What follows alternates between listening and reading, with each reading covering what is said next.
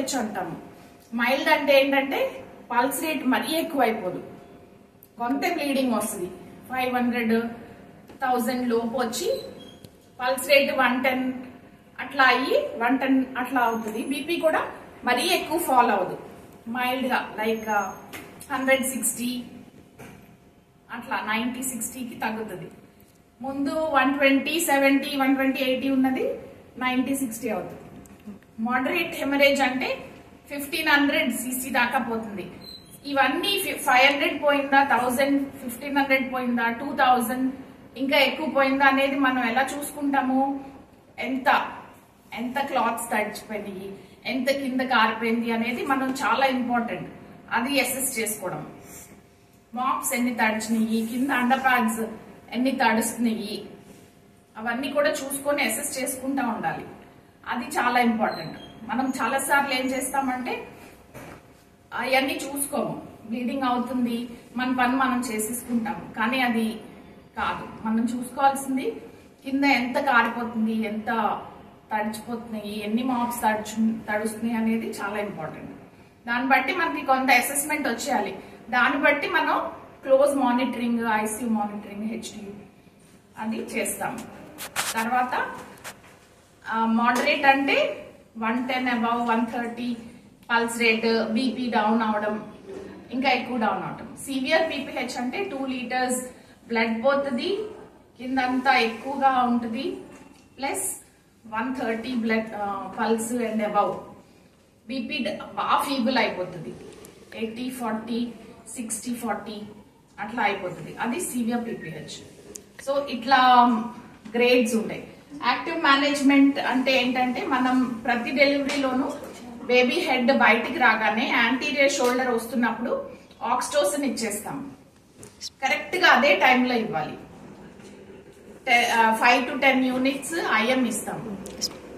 అది anterior shoulder అప్పుడు observe చేసి ఒకళ్ళు సెపరేట్ గా ఆ పర్పస్ లో ఉండాలి. ఆక్సిటోసిన్ ఇచ్చేసేయాలి.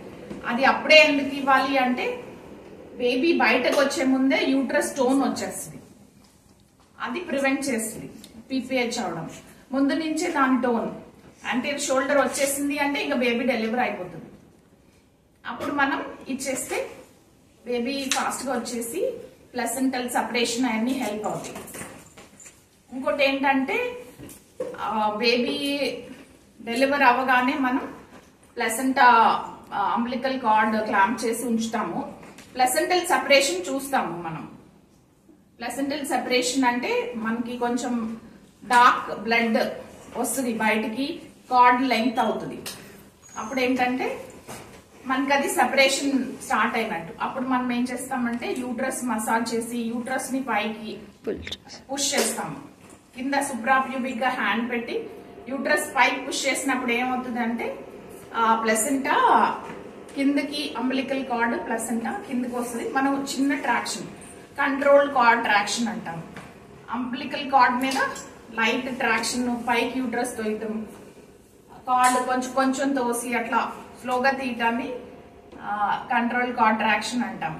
దానివల్ల కూడా ఎక్కువ పీపీహెచ్ అవ్వకుండా ఉంటుంది. మనం ఇప్పుడు లెఫ్ట్ హ్యాండ్ పైన యూట్రస్ ని మసాజ్ చేస్తూ ఉంటాం.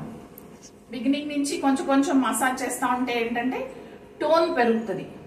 యూట్రస్ క్విక్ గా గట్టిగా ముడుచుకొని స్క్వీజ్ అయిపోయి బ్లీడింగ్ ఎక్కువ అవ్వకుండా ఉంటుంది. బ్లడ్ వెసల్స్ చాలా ఉంటాయి యూట్రస్ లో, వీనస్ ఛానల్స్ అవి. హార్డ్ గా అయితే బ్లీడింగ్ తగ్గుతుంది బాగా. ఆ మసిల్ ఫైబర్స్ గట్టిగా నొక్కేస్తాయి బ్లడ్ వెసల్స్ ని, క్లోజ్ అయిపోతాయి, అప్పుడు బ్లీడింగ్ అవ్వదు. సో ఇది active management of third stage labour. ఇది చాలా ఇంపార్టెంట్ అండ్ ప్రతి పేషెంట్ కి చేయాలి. ఈవెన్ సిజేరియన్ సెక్షన్ లో చేయాలి, నార్మల్ డెలివరీలో అందరికీ చేయాలి. సో రికగ్నిషన్ చూసాం మనం. అంటే ఎప్పుడు పీపీహెచ్ అని అంటాము, మైల్డ్, మోడరేట్, సివియర్ ఎప్పుడు అంటాము, ఎక్కువ బ్లీడింగ్ అవడం ప్లస్ పల్స్ రేట్, వీళ్ళన్నీ చూసుకొని చేయాలి. ఇలా మైల్డ్ పీపీహెచ్ అంటే మసాజ్ చేయటం, ఇంకా ఆక్సిటోసిన్ డ్రిప్ పెట్టుకోవడం, మీసోప్రాస్టల్ ఇవ్వడం అట్లా చేస్తాము. ఇంకా మోడరేట్ కి వెళ్ళినప్పుడు బాగా అలర్ట్ అయిపోవాలి, హెల్ప్ పిలవాలి, పక్క నర్సెస్ ని పిలవాలి, ఎనస్థెటిస్ట్ ని పిలవాలి, ఇంకా హెల్ప్ కోసం అడగాలి, బ్లడ్ అరేంజ్ చేయడానికి ఇంకొకరిని పిలుచుకోవాలి. అట్లా మనం ఇమ్మీడియట్ గా అలర్ట్ అయిపోవాలి. అదే సివియర్ పీపీహెచ్ లోకి వెళ్తే ఇంకా anaesthetist, senior consultants, blood arrange చేయడం, బ్లడ్ ఇమ్మీడియట్ గా ఇవన్నీ చూసుకొని చేసుకోవాలి.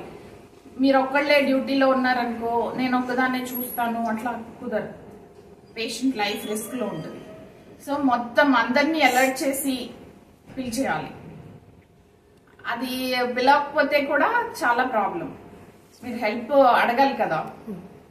సో అట్లా అన్నమాట. ఇప్పుడు పీపీహెచ్ ఎందువల్ల అవుతుంది అనేది 3 రీజన్స్ ఉంటాయి మెయిన్. ఫస్ట్ థింగ్ ఏంటంటే అటానిక్ పీపీహెచ్ అంటాం. అటానిక్ పీపీహెచ్ అంటే